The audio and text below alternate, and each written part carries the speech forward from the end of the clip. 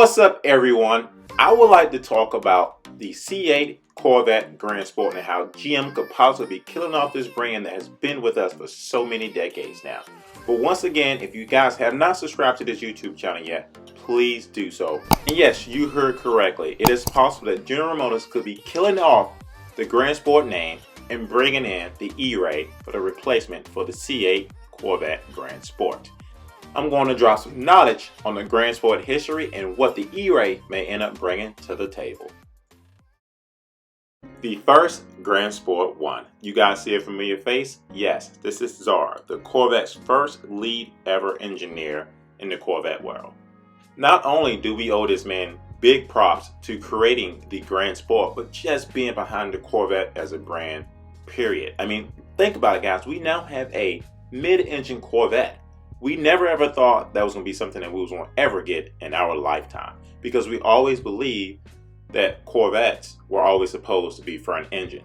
Let me tell you why the Corvette GRANDSPORT was invented by Czar in the first place.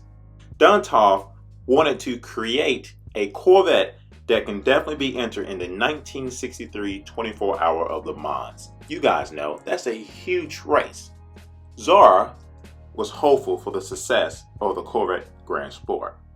You know what? His plan was actually to build 125 of these high-powered cars to satisfy and qualify within these races. However, only 5 of the Corvette GRANDSPORTs were completely built before General Motors issued and eliminated the factory racing program. The program died before the Le Mans. Do you know that all 5 of these Corvette GRANDSPORTs are actually still running today? Yes, that is correct. All 5 of these GRANDSPORTs still exist. Also, did you know that all 5 of these Corvette GRANDSPORTs are the most expensive Corvettes in the world? Till this day, Czar has been thanked so many times from a lot of Corvette customers. But you can also thank him yourself. He lies within the Corvette Museum. Yes, Czar was actually cremated and they keep his ashes behind a glass at the Corvette Museum. Some of you may ask, Clarence, why do you care so much about the Corvette GRANDSPORT? You own a C8 Mid Engine Corvette. Well, for a lot of you all that are new to my channel, I actually started this YouTube channel based off the C7 Corvette GRANDSPORT. Yes, that is correct. The C7 Corvette GRANDSPORT. Would you like to see my GRANDSPORT? Here it is. Oh yeah!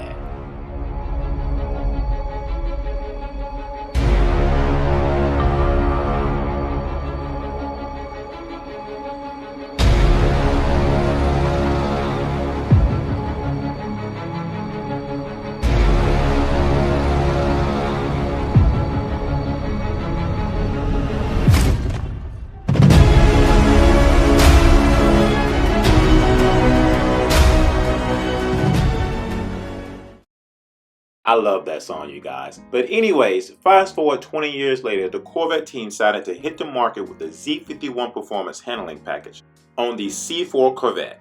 This Corvette was killing the soccer events. I mean, to the point to where they actually got the C4 banned in 1988. And that is how the creation of Corvette challenges began. In 1996 was the year, ladies and gentlemen, is when the Corvette GRANDSPORT Special Edition was debuted. The GRANDSPORT graced its final production year of the C4 Corvette. It arrived in an amazing emerald blue exterior featuring an Arctic white stripe and the red hash marks on the left front fender, as you see in the photo above.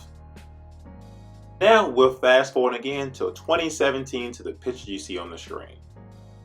Just as a small disclaimer, the GRANDSPORT was also introduced in the 6th generation as well, but I'm just skipping forward to 2017 so I can talk more about E-Ray and what the GRANDSPORT means to me.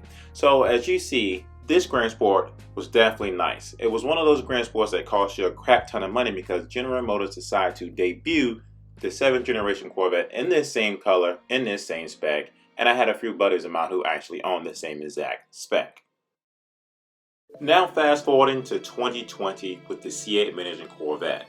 E-Ray is a hybrid model that may replace the GRANDSPORT Corvette in the next lineup that's coming outside the Z06 that we're hoping to be released in 2022. which I plan to make a video about that as well. Now here's some good old information that I received from my friend Mr. Keith, who owns Corvette Blogger. If you guys are interested in seeing some more of his articles, definitely go down in the description below and click on the link. So as we all know, the C8 Corvette is still in its upcoming stages, as in the car was produced in 2020 and sooner or later we will be seeing 2021s out on the road. As Corvette enthusiasts, we are already looking forward to the future of the next generation Corvette, whether it's the C9 and C10 and so forth and so forth. But with that being said, we all would like to see the Z06, the Grand Sport, the Zara, and the ZR1. As General Motors and the Corvette team have let us believe that the next model that will come out, outside of the Stingray of course, will be the Z06 version. Although within this video, we're going to talk about the Grand Sport and the E-Ray. We're hoping that the Z06 possibly will be a 5.5 liter V8 engine, naturally aspirated. Once again, we are hoping that it's a 5.5 liter V8 naturally aspirated, no supercharger whatsoever. But after the Z06, we all know the next thing is the Grand Sport. As in the C7 model, you had the Stingray, the Z06, and in 2017, like I said earlier in the video, the Grand Sport. The Grand Sport have always been a great seller. It's traditionally combined with the elements of the base model Corvette Stingray and the Z06, which gives us that track performance beast that we all look forward to. According to a lot of reports out there, the E-Ray is said to be the front runner for the name of the C8 Corvette model that will be introduced in 2023. The significant about the model is rumored to have electric all-wheel configurations with the addition of electric hybrid system that will place electric motors on the front wheels with a small battery storage system that will be located inside the C8 internal aluminum structure.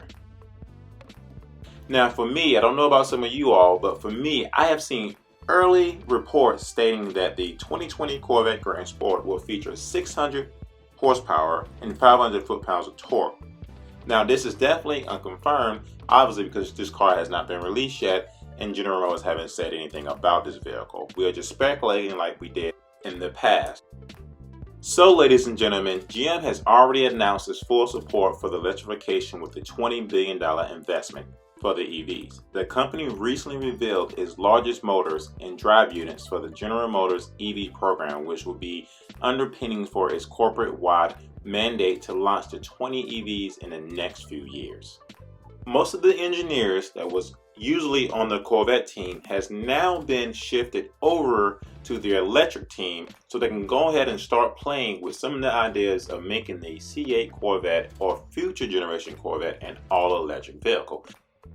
Now let's be honest, a lot of Corvette customers did not take that lightly as they are used to having the powered gas V8 engine. Now it's one of those things where I kind of feel where they're coming from because they like to be able to modify their vehicle to their likings and needs. And it was possible when General Motors decided to go over to being an all-electric vehicle that they may not be able to do that. Let's think about it. When the C8 Corvette first came out and people wanted to tune these cars and modify these cars, they couldn't do it because there's so much electrical and so much, programming they needed to do that just wasn't available to them. So a lot of people bought these cars and actually sold them because they could not modify it as much as they wanted to.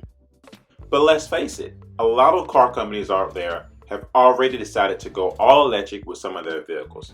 I'm going to give you a few of them on the screen. Some of you may not know this, but there was a company out there that's called Genovation. They actually invented the first all-electric C7 Corvette. This is not done by Chevrolet whatsoever. This Corvette is kind of expensive. It's $750,000, but I can tell you this, it is one of the fastest Corvettes that is out there on the road till this day. Now let's head over to Chevrolet's biggest competition, the Porsche. Now as you all know, Corvette has always chased what Porsche has had and have gotten relatively close with their Corvette as time has gone on.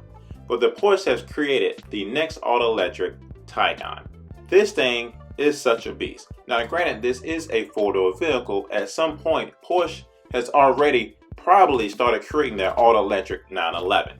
That's just my personal opinion. I haven't seen anything about that, but Porsche ain't slack. They will definitely come out with something that's super fast that is two-door at some point. Now on to the next vehicle. I can't really say that the Corvette is really competing with this car as far as price goes, but let's talk about the Lamborghini. As you guys know, that is my dream car. The car that's on the screen, there's only been 63 of those bad boys built, and that car looks somewhat similar to the Lamborghini Aventador. But I believe that is Lamborghini's way of introducing a vehicle that does have, electric motors in the front, but still have, gas powered as well. But I can tell you one thing right now. That goes to tell you that Lamborghini is definitely already working on possibly their all new electric vehicle that will probably take place in line of their Lamborghini Aventador. So this next car, I wouldn't say the Corvette is competing with it just yet, but we all know the Tesla Roadster is going to be one of the fastest cars that's out there. As of right now, we know that 0 to 60 is going to be in 1.9 seconds, and it's an all-electric vehicle. Now, if you're all about speed and getting to the next destination, this car is what you're going to be looking for. Now, the price range can go anywhere between $250,000 and above, according to what Elon Musk have reported.